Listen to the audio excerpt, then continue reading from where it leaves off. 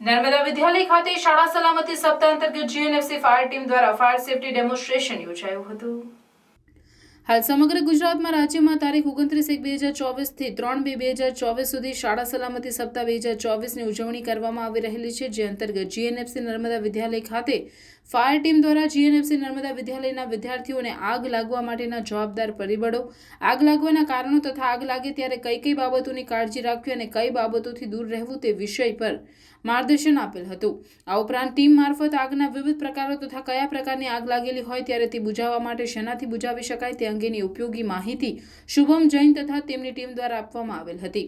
GNFC Narmada વિદ્યાલયના વિદ્યાર્થીઓને GNFC fire team દ્વારા ફાયર સેફટીનું લાઈવ ડેમોન્સ્ટ્રેશન પણ આપવામાં આવેલ હતું। લાઈવ ડેમોન્સ્ટ્રેશન શાળાના શિક્ષકો વિદ્યાર્થીઓને પ્રેક્ટિકલ કરાવી આગને બુઝાવતી વખતે રાખવાની સાવચેતીની સમજ આપી હતી।